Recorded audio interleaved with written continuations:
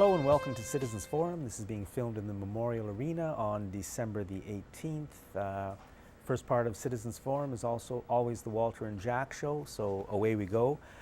I want to talk a bit about Site C. A lot of people, when you say Site C, don't really know what it's all about. So basically the story is this. There's a plan to build another dam on the Peace River in eastern British Columbia. It already has 2 dams on it. It will flood a lot of farmland. The people around there don't want it. We absolutely do not need the power from Site C. The power is to fuel Christy Clark's dream of liquefying natural gas. Liquefying natural gas is hugely power dependent, and Site C, this new dam, is going to be built. People's lives, the new dam is going to be built only to fuel liquefying natural gas. The natural gas will come from fracking all over British Columbia, this absolutely disastrous, environmentally and economically disastrous process. They're poisoning British Columbia. Site C is a part of it. It's getting minimal play in the media. It's a much bigger story than Rob Ford. It's a much bigger story than Mike Duffy. It's even a bigger story than how the Vancouver Canucks are doing. But all of those things are getting 100 times as much coverage as what's happening in Site C. So the provincial and federal governments together are holding hearings. They're being held only in the area. And I think just as a fundamental requirement for democracy, that those hearings should be held province-wide. They should certainly be held here in Victoria. They should certainly be held in Vancouver and the Lower Mainland. They should certainly be held in the southern interior and the North Coast.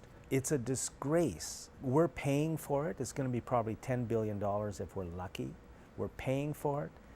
They're using the power to destroy and poison our province, and they don't even care enough to pretend to listen to what people are going to say. The corporate media's role is to keep the whole story down. The government's role is to pass all the laws. The opposition's role, the NDP, is to say nothing. And this moves on. So there are things you can do. Contact your politician, your city politician, your provincial politician, your federal politician. Tell them, if you're interested, that you want hearings on this very important, fundamentally important project to be held around the province and certainly where you live. Contact your media and demand that they start telling you some truth about it. And contact your local environmental groups too. Tell your friends and neighbors. This is an important issue. We need an issue to gather around, to focus on democracy. Yeah, we always bemoan that we don't have anybody in the legislature to look out after our interests anywhere, including in the opposition parties right now, and the NDP, have let us down again. I mean, I could come every week and talk about how they've let us down, but Mosa Hoda, the ex-president of the party, is still singing the praises of building a Site C dam and thinking that's such a wonderful idea. John, what's the official position of the party I wish itself? I could say, because in many ways it's meaningless, because whatever they say and what's really happening always seems to be opposite. But it's such a sad day to see them selling us out on this. And we have to have somebody speaking for us in the legislature. We can't have these double-speaking politicians pretending to be one thing and doing something else, So it's really a tough situation for us, and now they're not going to allow us any input. And, really, Site C, they could ram that down our throats. It's just a matter of the public is just getting overwhelmed with so many issues. You're absolutely right. That they don't know what to do next. And with the corporate media, collaborating, it's really a tough spot for everybody. I'll just say about the Site C dam, they portray it as clean energy, but in fact, when you flood a reservoir in order to, in order to create electrical power, it actually gives off huge amounts of methane gas, which is much more of a greenhouse gas than even carbon dioxide. So that's another issue. There is going to be a pulse of greenhouse gases coming out of this, and people say it's similar to the amount of greenhouse gas given off for 20 years or more from a coal-fired plant. It depends on the soil type and the vegetation type, but this is serious. And what's wrong with Christy Clark? I mean, here is this person who seems, she's just traipsing around the world, telling everybody, we want to poison British Columbia. We're going to poison our own water, poison our own land, poison our own people in order to sell natural gas. And I mean, it's just crazy. I don't understand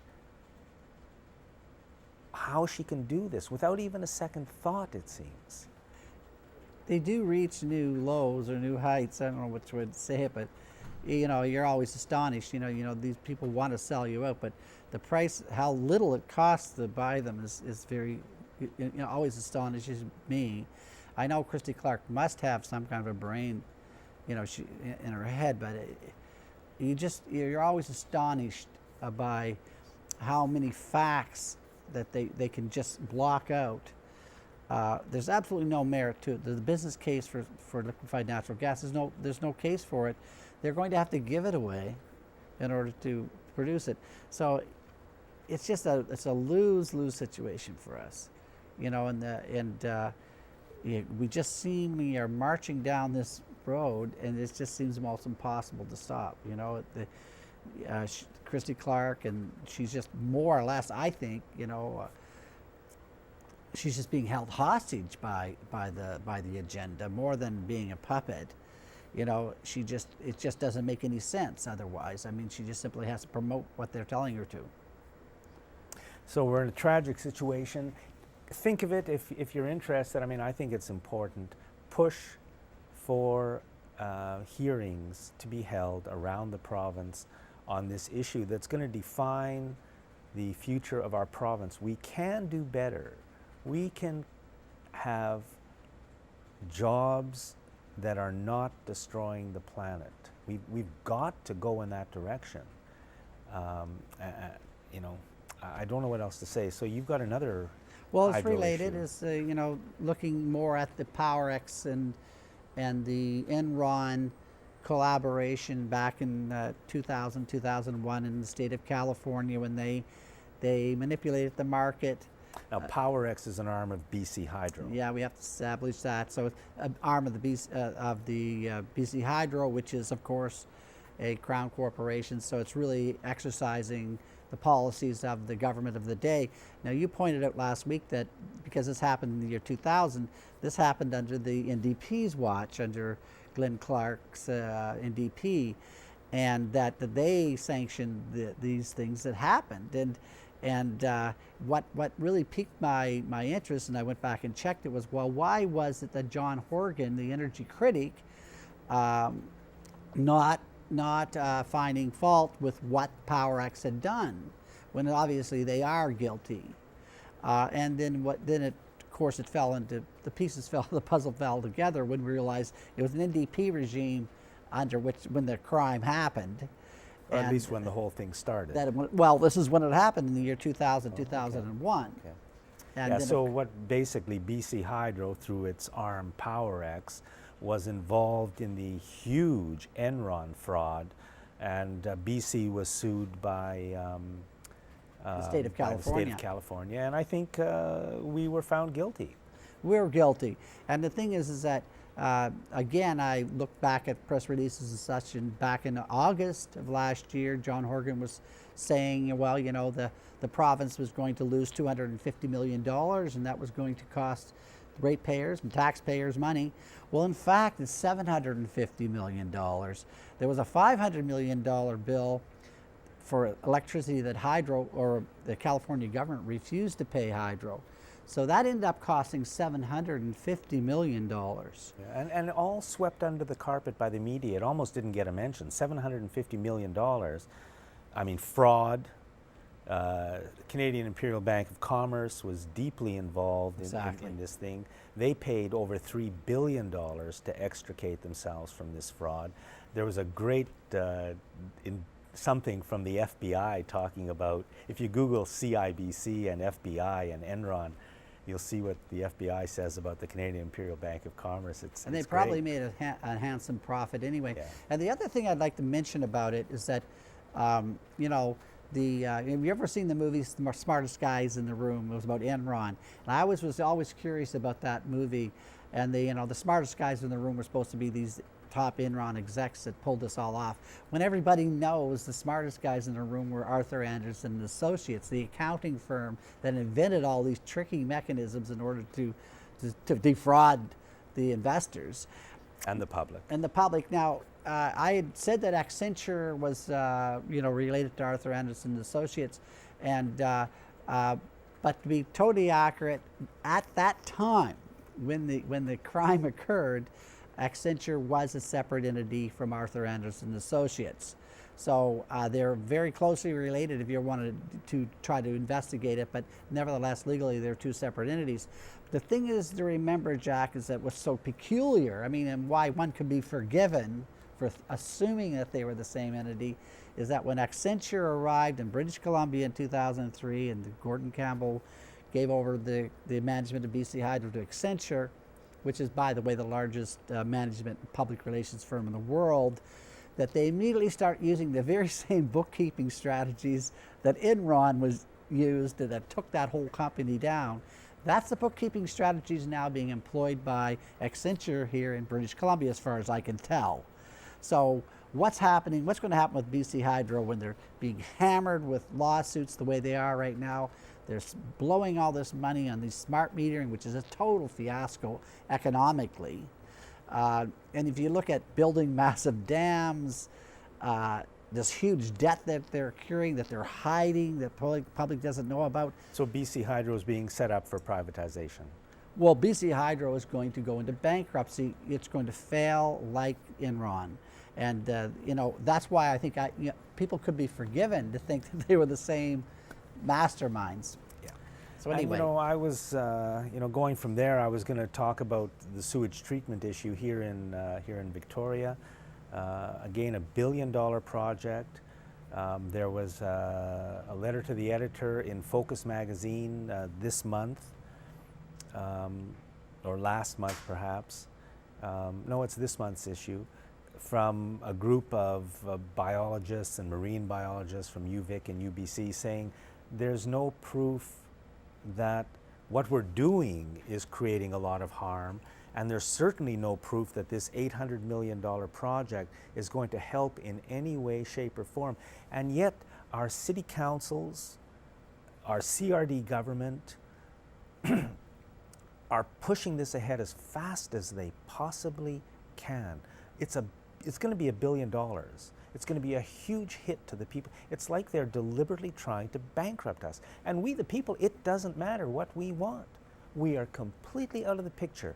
Here in Victoria, our city council has 4 representatives, I think, on the CRD and on the sewage treatment committee, and they vote as a bloc to push this project ahead, it seems, as fast as they can. Do all the people in the city of Victoria want it? Does anybody want it? Well, they're acting so quickly because the Harper regime is saying, well, we'll give you a third of the funds or whatever, if you do it within a certain time frame. But you know what? Even with that, they could stop right now for about 16 months and look into it. And then if it's found that, we have to move ahead, there would still be time. Yeah, but that is the lame excuse that these councils are using, Jack. Yeah. So it's a Harper regime, interference in Can you imagine that Stephen Harper, the Stephen Harper government, in the name of protecting the environment, what a pathetic joke that is supposedly pushing a, it's crazy, and it's always, they're all the same issue no matter where we go, and the issue seems to be, I think, We don't have a media that tells us really what's going on, although a friend of mine who I respect said CFAX radio now has some good programs on and are doing a good job on some issues, so I'll throw that into the mix. But we just need honest media. We need to build independent media, and we need to have democracy. Well, yeah, where's the elected CRD? I mean, most people don't even know what the CRD is, but did any of them run on a campaign of saying, okay, I want to have sewage treatment, vote for me and I'll go to the CRD and put this through? I don't think so. So they're making these massive decisions for the whole region with no mandate whatsoever. And they don't seem to have any problem with that, you know? Yeah, you really got to ask yourself, what happens to people after they get elected? I mean, they seem to, in so many cases, just start, I guess for reasons of, they become professional politicians. And then their interests are maybe no longer the interest. Professional politicians are, I think, a big problem. Well, they're not accountable. If they're accountable, even if you ran on with policies and on a platform, and you could identify, they would be accountable. But they just get elected for whatever reason, and therefore they can do pretty well anything they want, because they can't say, "Oh no, I never, I didn't say I was going to do this or not." That's what a professional politician does. I'll just mention Canada Post. The issue with ending delivery to homes. Just to say that Canada Post has, in fact, turned a profit every year since the turn of the century, except the 1 year where the post office locked out its employees. And they've also remitted $1 billion in profit back to the federal government. So it's not a shortage really of money there. They do want to privatize Canada Post. They just privatized the Postal Service in Great Britain. This was virtually went unmentioned here in Canada, and they're going to do the same thing with Canada Post. We're moving in wrong directions. Democracy and media, and really it's up to each of us. It's up to us, because there's nobody else doing it. Walter, thank you very much. Thank you very much, Jack, and I just want to wish everybody happy holidays, and I really want to thank the staff here and everything at Shaw. They've been fantastic, and we'll be seeing everybody in the new year. And we'll say the same to our volunteer crew, and thanks for watching Citizens Forum. Hello and welcome to Citizens Forum. This is being filmed on, I don't know what the date is today. December the 18th, Wednesday, in the beautiful Memorial Arena in Victoria. I want to thank our volunteer crew and the Shaw staff that makes it all happen. Our first guest, Walter and I's first guest in this segment, is Chris Anderson. We're going to be talking about smart meters, acceptance or extortion. And I'll just, what I think is that it's an issue of many things, but for me, maybe the fundamental issue is democracy. When our governments, on behalf of some kind of worldwide corporate conspiracy, which seems to be installing these things on every home in the world, and there doesn't seem to be any reason for it that makes sense, then we really have to question, this is serious business when our government doesn't care about us anymore and works for other forces. So Chris, maybe you can introduce yourself and away we'll go. Certainly.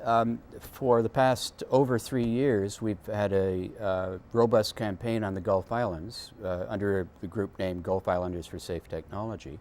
And we've been spreading the word that this is a very bad idea. And here we are 3 years later, and we've got most of the people smart metered already. I'm also on the executive of the Stop Smart Meters Society, the StopSmartMeters.ca Society, and that's a group that intends to pursue the initiative petition route that the HST was successful in. Most people are caving in or have already been smart metered, and we're still encouraging people to investigate ways of getting their old meters back. People are caving in, but really under tremendous pressure from BC Hydro, with seemingly the full support of Christy Clark and her Family First government, putting these smart meters in people's homes, and the NDP doesn't seem to be against it either. No, indeed. The NDP, all they had to offer was, well, we'll take this issue to the BCUC. BC Utilities Commission has never, ever countered anything of significance that BC Hydro wanted to put into place, as we all know. And that wouldn't have been a very successful move. Ways that one can oppose this that haven't been explored in the mainstream media very much, and that's by using devices and mechanisms available in common law that can give us a foot to stand on, a leg to stand on against this that should be investigated. And many of us are encouraging that people explore this level of opposition. Failing that, we really just we face these exorbitant extortionate fees that nobody can really afford. The government knows that these are hard times economically, you know, if you look at it. And who can afford $35 a month? That's just absolutely extortion. And why are they glowing and gloating that people are accepting the meters, as they're putting it, when in reality they're being forced into a position that they can't back out of?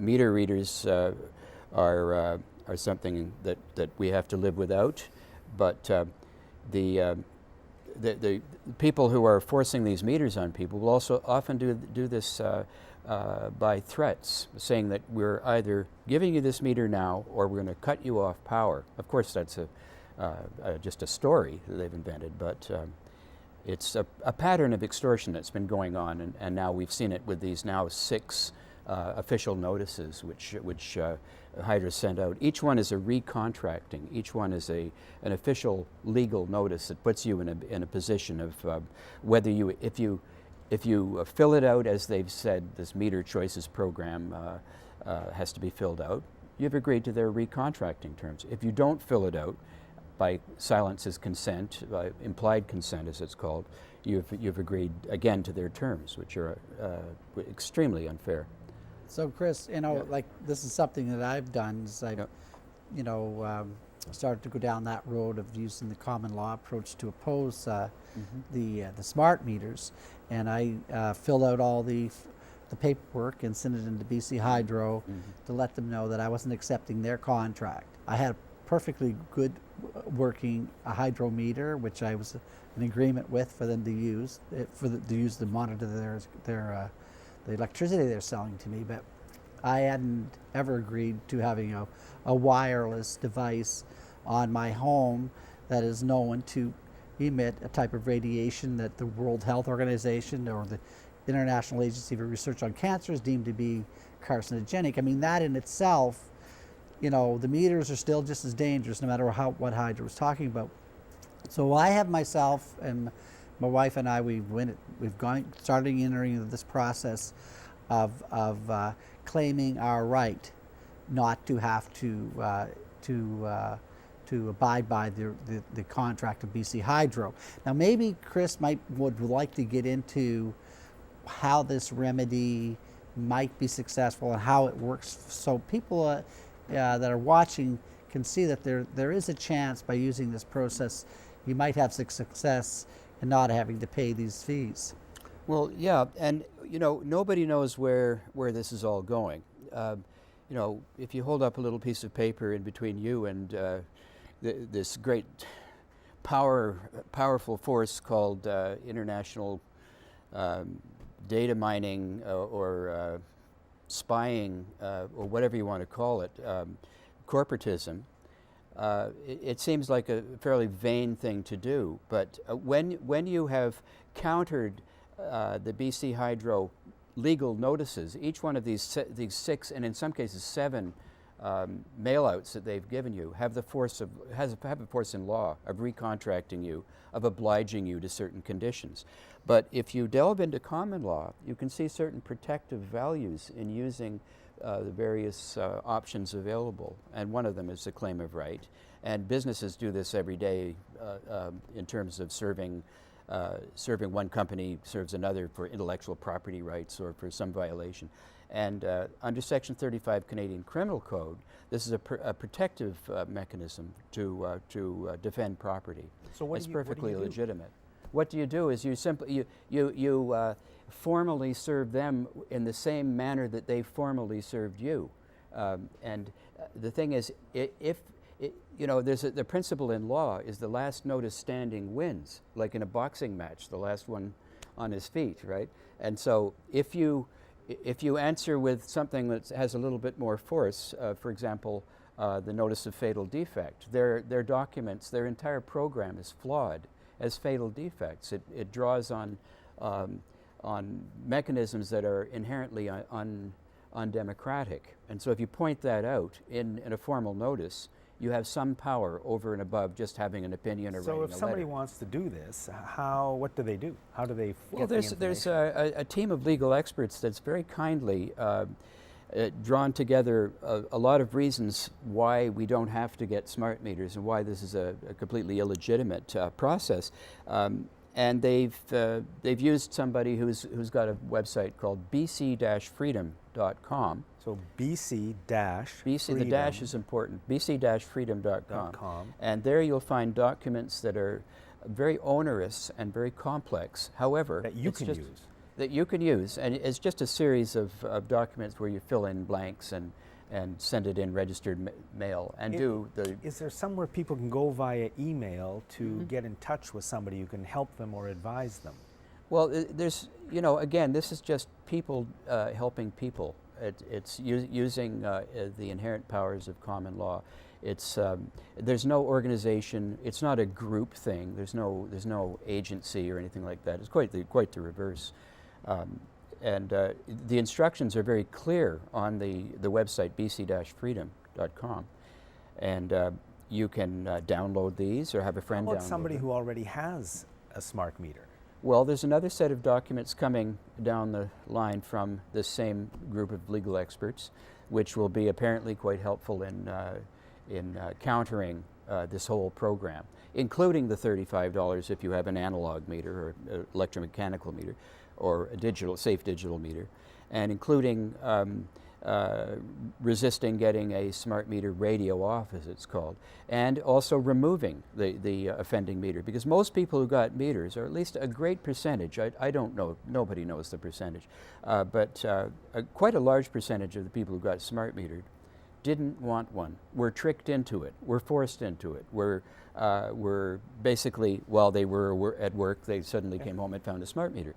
And would rather not have that very expensive piece of plastic junk on their, which tends to start fires and wreck equipment and charge you much more, because for the first time, of course, you're paying for the operation of the meter, and the meter also kicks out a lot of THD, total harmonic distortion, or polluted electricity, dirty electricity. So, you know, this meter is a good thing not to have on your house for various reasons. Health, of course, is my number one concern, but lack of democracy and all these other factors also still obtain. So you know, because I'm a contractor, I'm an electrician, and I, you know, and they're in contracts all the time. Yep.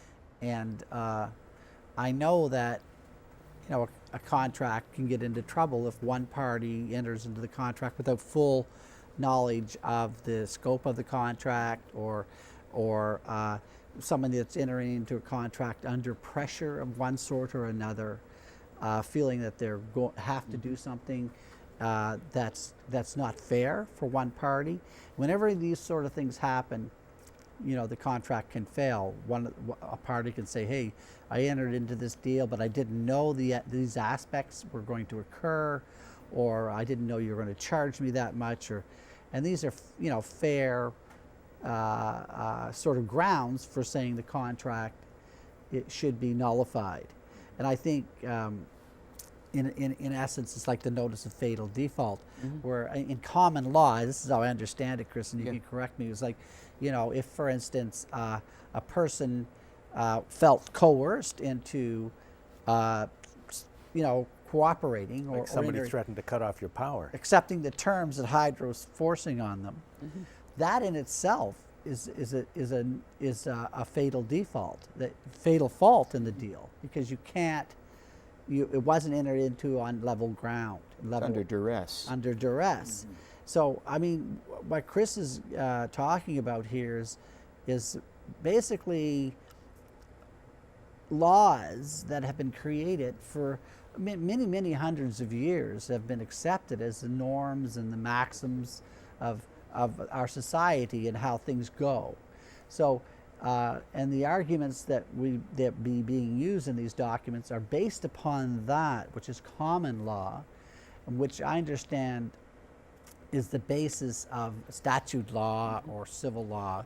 That, say the Charter of Rights and Freedoms didn't give us these freedoms. It codified the common law, the assumptions that we had rights for privacy, for instance, that very easily can be shown to be violated with the use of this type of equipment, and also the right to protect ourselves and our loved ones from harm, and which is fairly strong evidence that this type of technology is harmful for people in their homes. So I think, in my view, that this is a pretty good bet. That this is very sound reasoning behind serving hydro with these papers. I really believe that it's a good shot at keeping you from having to have that meter if you don't have it right now, and even being able to remove it. Is that a fair I think that's analysis, pretty fair analysis, Chris? sure. So anybody who does have a meter now, if they want to make the effort, can go to, what's the website again? bc-freedom.com. bc-freedom.com. Look at the papers. My email appears maybe below my name, I'm not sure, but it appears at the end of the program, jetkino@yahoo.ca. You can email me. I'll try to put you in touch with more information if necessary, although Chris says it's pretty straightforward on the website.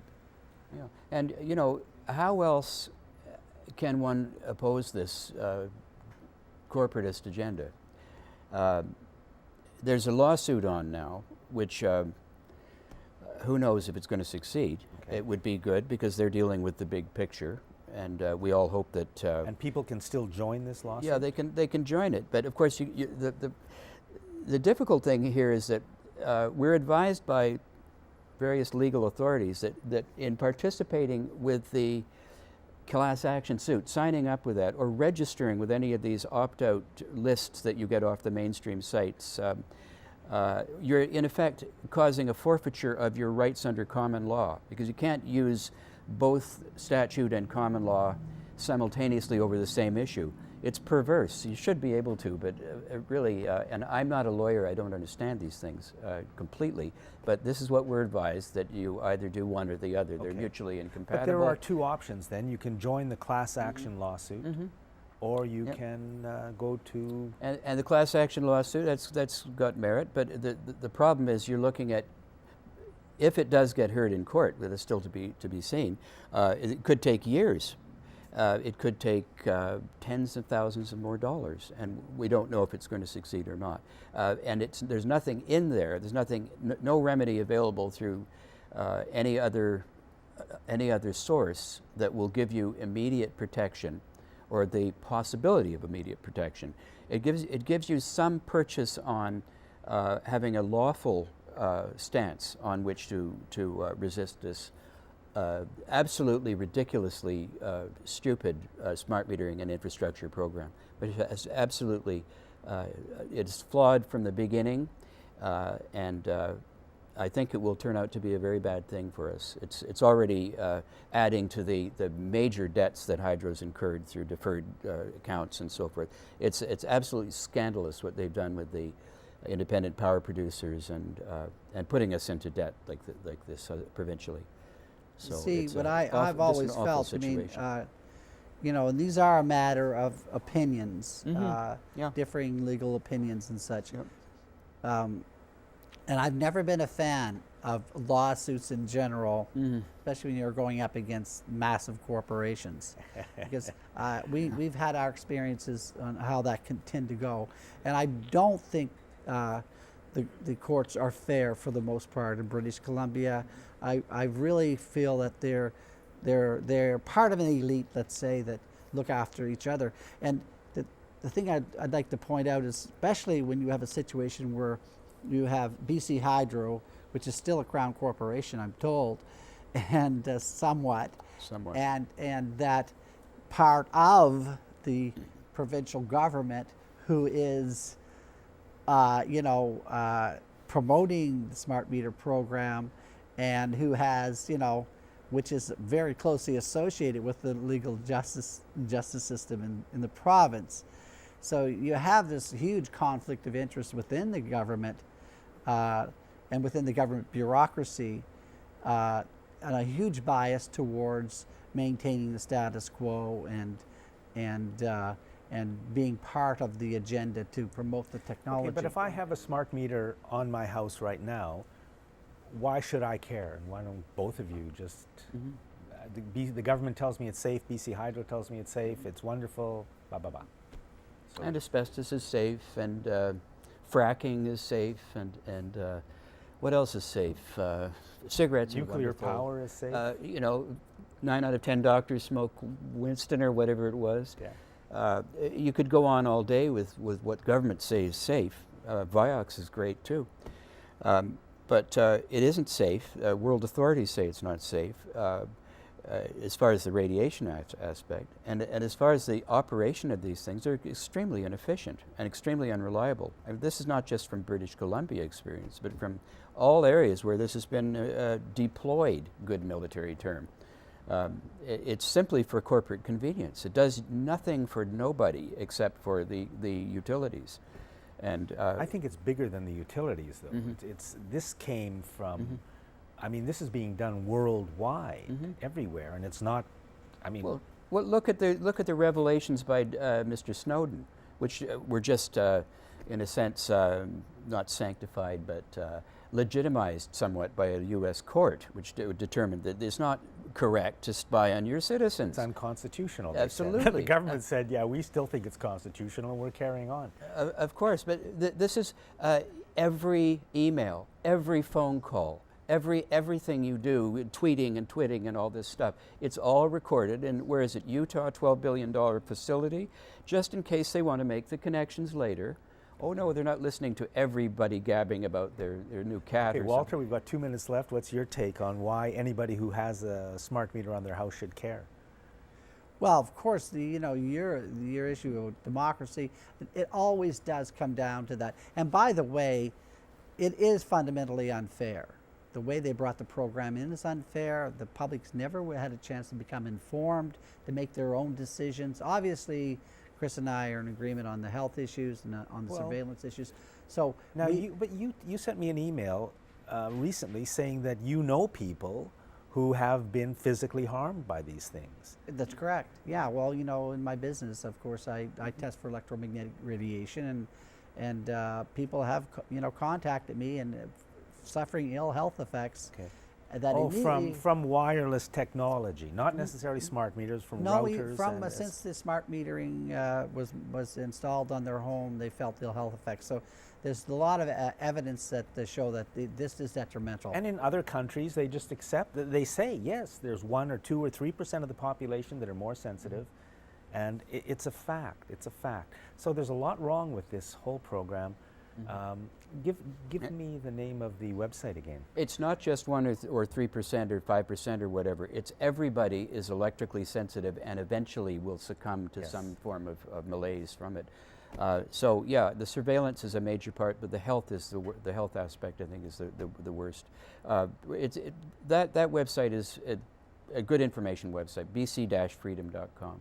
And it's simply resource. Nobody's making any money from this, and they're not charging anything for these legal documents. But I believe, will be helpful in giving one a sense of being able to resist from an authoritative place, from a place of knowledge. Thanks for watching this segment of Citizens Forum. Thank you, Chris Anderson. Welcome to Choices. On this show, we interview healthcare practitioners from southern Vancouver Island, the Gulf Islands, and we discuss with them the options, the choices that they offer for us in our healthcare. Today we are on location at the Pacific Rim College in beautiful downtown Victoria, and it is my pleasure to introduce James Christian. Welcome to the show, James. Thank you. James is the director of the Pacific Rim College and the dean of the School of Western Medicine. He currently holds a Bachelor of Science degree in Western Medicine, Western Herbal Medicine, from the University of Wales, and is currently also pursuing a master's degree, I understand, as well in herbal medicine. Exactly. Yeah. Great, wonderful. Maybe we can start off by you explaining to us what would be the typical training that a herbalist would have, particularly in British Columbia. So currently there's no regulations for herbal medicine in British Columbia. It's regulated on a provincial level, and at current there isn't anything that's going on within the province of BC. So there's a lot of various training programs that exist. Some range from anything like about a weekend to the program that we offer here, which is a 3-year diploma program. So there are professional associations of herbal medicine, and the one that's probably the most current in British Columbia is the Canadian Herbalist Association of British Columbia. And rather than recognizing any one particular school, what they do is that they require that students actually have a specific amount of training in various health sciences. So they look at biomedical sciences and clinical training and materia medica and herbal medicine. And as long as you meet those requirements, regardless of how that is, so through apprenticeship, through personal training, through college diplomas, then you're eligible to meet the requirements for entrance. So there's a lot of fluctuation. So it sort of depends on the individual how much training they feel like they would like to get. But as regulations are coming around the world, which did begin in the UK for herbal medicine, their minimum requirement is a 4-year Bachelor of Science degree. So it seems like the momentum is heading towards something at least 3 or 4 years to bring us in line with other healthcare modalities, massage therapy and acupuncture and things like that. So how would a consumer of this of herbal medicine then know when they're walking into somebody's office how well they're trained? Yeah, so it would be really important for the public to actually try to determine the qualifications that the practitioner has, because as we'll talk about later, some of the plants that we do use are relatively safe for the general public to use, but there are plants that you have to be cautious of using regarding dosage and regarding herb-drug interactions. So if people are taking pharmaceutical medications, you need to be aware that some herbs can't be taken at the same time. So one of the best things that the public can do is to actually ask what qualifications the practitioner has, and if they're a member in good standing of any professional herbal association. Because herbal associations are the ones that require liability insurance, and they're the ones that monitor your educational level and make sure that you're doing continuous educational improvements.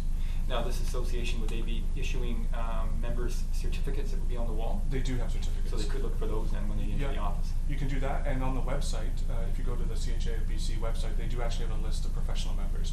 So, depending on where you are in British Columbia, or Victoria, or Vancouver, you can actually click on that location and get an idea of what the qualified practitioners are in your location. Okay, wonderful. You mentioned the interaction between pharmaceuticals and herbals. That leads into my next question. What would cause somebody to choose a route of going towards pharmaceutical treatment compared to herbal medicine treatment? What do you see the difference there? Well, I think one of the current trends that we notice in the clinic is that people are feeling more empowered by seeing a natural health care practitioner, so whether that's herbal medicine or acupuncture. But people feel like the healthcare system currently isn't addressing all of their needs. People are compartmentalized. So you go in with a health concern that might be systemic, but you're told to see specific specialists for different areas of your body, and you're sort of teased apart, and no one really looks at you as a whole being. So herbal medicine specifically really addresses the whole individual, and that goes beyond even the physical part of their body. We're looking at their mental health, their emotional health, even their spiritual health. So I think people are really interested in sort of taking that on and recognizing that there's a lot more to health. So that's one issue, is that we look at the person as a whole. The other thing is that pharmaceuticals do have, a fair number of side effects. It's definitely a risk and reward kind of situation that, as a medical doctor, they should tell you, here's the benefits of using this drug, but at the same time, here's the potential side effects. Right. It is up to the individual to make that decision that they want to take that. So sometimes we use herbs alongside pharmaceuticals, which is definitely a possibility. If a pharmaceutical is absolutely necessary, in some cases, it is, we can offset some of the side effects by using herbs. But some people choose to use herbs because we can actually customize a formulation directly for an individual. So not like a pharmaceutical where a pharmacist might have to put together certain drugs for an individual. We can customize an organic herbal formulation, whether it's by tincture or tea or capsules, specifically for that person. So trying to address everything at the core level. So very individualized formulation. population, and unlike the pharmaceuticals, which are one fits all. Exactly. Which we find, with working with herbs, is that one size doesn't fit all. No, it doesn't. Even a herb that, it's sort of like an 80-20 rule. Chamomile works for a lot of people, but there's still going to be a small percentage of the population that don't find it relaxing, that don't find it, easing for digestive concerns. Right. Okay. So we just need to be able to be flexible about modifying that for people. Excellent. I mean, another great thing is that we get to try all of the medicines. So studying herbal medicine requires that you build a relationship with them. Which is not something you'd want to do with pharmaceuticals Exactly. if you were Yes. you were a medical student. Exactly. Okay. Yeah. So I gather your health improved then as you were studying? Exactly. Yeah, and that's the Side general effects. trend. Is that people become healthier as they're studying, because it causes them to look inward as they're studying and sort of recognizing why they've chosen a path of healthcare in the first place, but working with the herbs. I guess that would be another way that a consumer could discriminate on the modality they're choosing is the health of the practitioner. If Exactly. the practitioner's not very healthy, that might indicate something. Yeah. To me it would anyway. Yeah, for sure, and that's up to the individual to make that decision. Yeah. Sure. You mentioned some of the herbs that might have to have a little more caution with. Can you tell us a few herbs that you might have to be aware of? Yeah, I mean, so it depends on the individual. I mean, something as simple as chamomile, like I mentioned, it's a member of the Asteraceae family, and a lot of people will have allergies to that sort of family of plants. Okay. So potential contact dermatitis to allergic types of reactions, it's really minimal. Yeah. But something as simple as that, which could affect anybody, ranging up to something that might be used inappropriately, like ephedra, which was used probably about a decade ago. Yes. And hit the news. And, Mhm, I it was remember reading that, yes. Yeah. So this is a herb that, they found traces of the plant used in burial ceremonies in Iraq 60,000 years ago, Okay. Indicating that this is a plant that's been used by human civilization for a long period of time, safely and effectively. But the problem usually comes when herbs are taken out of context. Right. So one of the actions, the traditional use of ephedra is a nasal decongestant and Mhm. for allergies. Okay. And it works powerfully, for that regard. So asthma, allergies, things like that, hay fever. It does have the ability to sort of be a little bit stimulating and increase heart rate, so people were using it to increase metabolism. I remember that they were using it in athletic endeavors. Exactly. Trying to, with a bit of creatine and things mixed together Exactly. inappropriately. Yeah, so it was used out of context. Right. And then the herb is actually blamed for the issue Yes, rather yes. than, the out of context. The other thing is that sometimes they'll do extracts of the plant. So they'll take one specific chemical constituent out of the plant Mhm. and use that and call it after the name of the plant, so that you think you're getting the whole plant, but you're not. And one of the things that happens with the whole plant is that there's synergy amongst Sure. the different constituents. So, in ephedra, there are constituents that raise blood pressure and increase your heart rate, but there are others that actually balance it. Balance it So if out. you take the whole thing, you shouldn't have such a dramatic effect. Okay. So herbs like that, just have to be cautious about dosage and just using them appropriately, Mhm. which is why I think it would be important to see a professional practitioner. Professional. Well, you just mentioned the chamomile. If someone was drinking chamomile as an herbal alternative, say to caffeine, and getting dermatitis, they may not put the two of them together. Exactly. They might keep drinking the chamomile and still consuming it, Yeah. still showing up as dermatitis. Exactly. And this is one of the issues that we have with herbal medicine is that, it's definitely the medicine of the people. The World Health Organization describes herbal medicine as, a basic human right. Mhm. But I think we still haven't reached the point where we recognize that it is a medicine. Right. And it does need to be respected in that way. Right. That while chamomile might grow in your backyard, it might not be the appropriate plant for you. For you, yeah, Yeah. interesting. Okay. Now let's go down and have a look at some of the different preparations you Sure. were going to show us. Yeah, of course. So James is going to explain to us and show us some different examples of herbal preparations. I know sometimes I hear confusion with some people as to what is a tincture, what is a decoction, how are the herbs used, and also then equally how do I apply them. So James, thank you for showing us. We've got a tincture. Mm-hmm. So these are tinctures, which are basically just alcohol and water extracts of plants. So the whole part of the plant that we're using is used. Okay. So if it's like the root or the flower or the leaves, we take that entire part of the plant, we grind it up. Mhm. It can be done fresh, it can be done dried. Okay. And then you pour over the menstruum, which is the water and alcohol liquid, Mhm. and you let it sit for anywhere from 2 weeks to 4 weeks to allow all of the medicinal properties of the plant to be extracted into the liquid. Okay. And what percentage of alcohol would they be? So it varies anywhere from between 25% to 90%. Oh. And the reason that there's that fluctuation is just based on the chemical constituents that exist within the plant. Okay. So the higher the fat soluble content is, the higher the alcohol, Right. and the more water soluble the components of the plant are, the lower the alcohol percentage. Okay. 25% is sort of the minimum for preservation. Okay. So you won't really see anything less than 25%. 90% is the strongest. All right. So what we have here, and you can probably see somewhat behind me, is that they're all individualized. So this formula is a pretty simple, straightforward formula that I use a lot for people that have like a cold or a flu. Obviously, it would be customized to them if there were specific, symptoms that they actually had, or an underlying reason why they were being more prone to getting an infection. Sure. But just a standalone, something that for most people they would be able to use. This is echinacea, elderberry, and ginger. Okay. And so the combination of these things together, you would just shake it up just to make sure that it's all blended properly. I'll measure out 50 milliliters. Very timely, seasonally timely formula. Exactly. Yeah, we go through a lot of these kinds of herbs at this time of year. So you pour out the herbs, and as I make them, I'm turning them around just in case someone talks to me and I have to remember which ones I need to pour again. Good idea. Just as like a safety precaution. And you notice that they're all different colors, which is important because a lot of people think that tinctures are all just brown liquids. Right. But they should actually smell like the original plant, and they should have the colors of the original plant. Exactly. So you will find greens and yellows and reds and things like that. Yeah. And then So it even looks Christmassy. exactly. Yeah. And this is ginger, the smallest one. And because this has got a higher alcohol content, you'll see that it changes the. Oh, it does. Yes.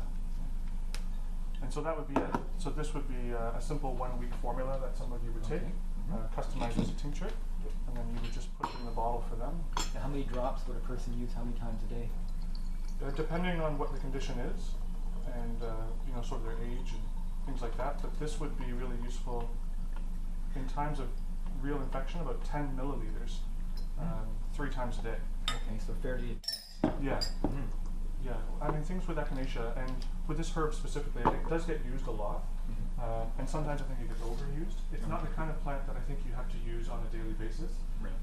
We have a fully functioning immune system for most people, and it needs to be worked.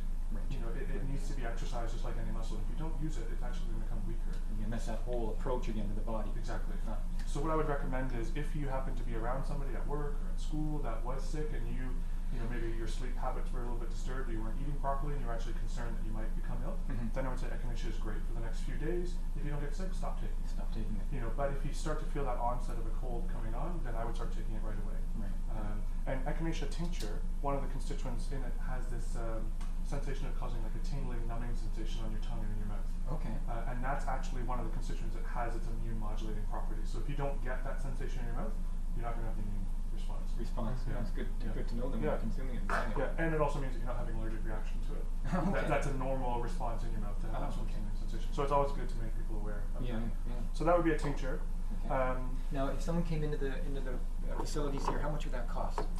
So on a week it would be $15. $15. So for about 100 milliliters is about $15. So very reasonable then, considering what you're going to pay for a cold medication. Exactly. So it works out at $2 a day for customized organic herbal medicine, which compared to a lot of pharmaceuticals is a lot cheaper. Yeah. Especially considering that we can blend something specifically to address most of the things that are going on. Yeah. Very good. So we do actually have tinctures that are made with glycerin instead, which is a vegetable oil derivative for anyone who has issues with alcohol.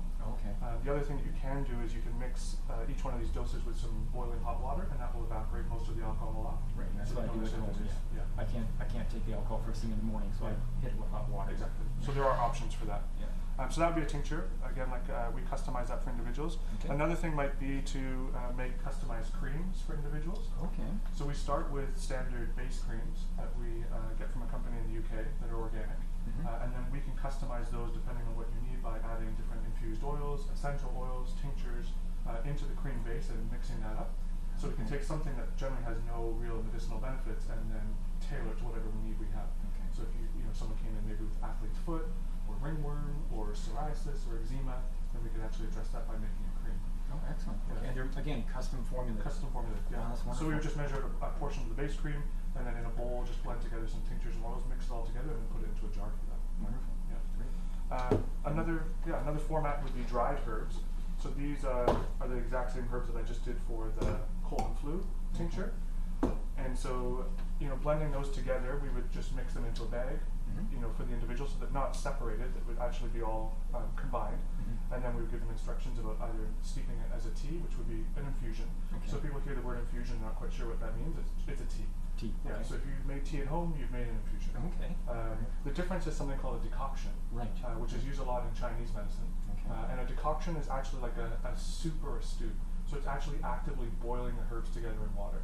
Okay. And so one of the main differences that we do for separating those two is that herbs that are, a lot more woodier or heavier, so berries, roots, seeds, things like that, we'll do a decoction just by the nature of the material.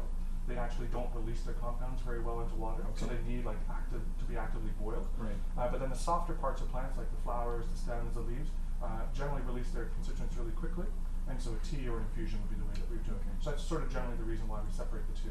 Okay. Infusions tend to be easier for people because they're familiar with the process.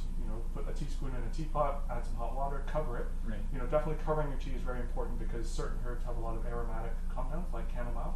Right. So the fact that you can smell your tea brewing is great, but you're losing the medicinal properties to the Sure. air. So you want to make sure that it's covered so that it's actually in the tea that you're drinking. Okay. Yeah, and then a decoction for some people is a little bit more challenging because it does take several hours, and it does have a really strong flavor because you're actually reducing, the liquid down to a really small amount. Well, then the Chinese herbs I've taken in the past that I've decocted down myself at home, the flavor is unbelievable. Yeah. It's so hard to explain what it is you're drinking. My mouth Yeah. doesn't even know what to say. Exactly. Yeah, But it's it quite works. intense. I've always found it very helpful. Yeah. Yeah, we do have other options. We do make capsules. Mm. So we could blend the tea formula together, and rather than just putting that into a bag and having you make an infusion with it, we use grinders like the mortar and the pestle or the like a herb grinder, and we would grind that up and then put it into capsules, and you could use it that way as well. Why one way or the other? What would be the advantage? Some people for traveling, if they're working, having to leave house or leave their home early in the morning, or they're at the office late, things like that, then making a tea isn't necessarily the most convenient for them. Okay. Some people find just the convenience of taking a capsule easier. And then depending on where we want to actually address conditions within the body.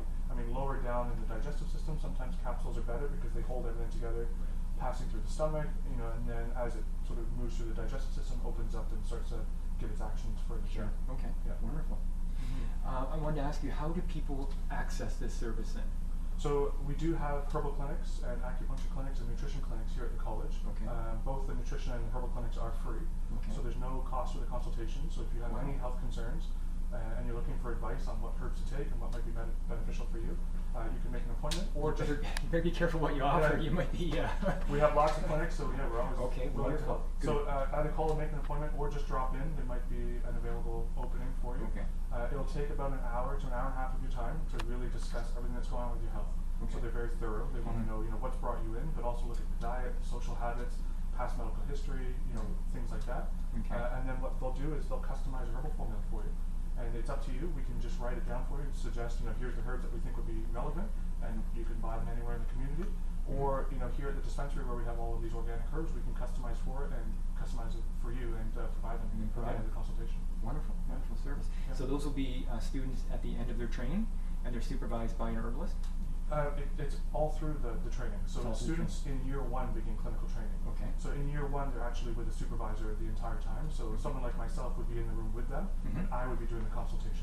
Oh, I So you'd be see. seeing me directly, but there'd be students watching. Okay. And then as they move through their program, they start to do the consultations with the supervisor watching them. Okay. And then in their third and final year, they're doing the consultation on their own. And then before they make any medicine, before they make any recommendations, they have to check with their instructor. Oh, and as long as everything seems safe and the dosages are fine, and there's no concerns, then they're good. They're good to go ahead and follow that. Wonderful. Great. Well, I think that's all the time we have for today. I'd like to thank you, James, for Yeah, coming on the show and sharing all this knowledge. It's wonderful. My name is Cameron Moffat. I'm an osteopathic practitioner here in Victoria, and on behalf of myself and the crew at Cable 4, I'd like to thank you for watching the show Choices, and we hope that you found it informative and offer you some choices for your healthcare. Next episode, we're going to be meeting with a chiropractor who offers a very different and interesting way of working with the body. So until then, thank you very much for watching. Have yourself a merry and healthy Christmas, and we'll see you next time.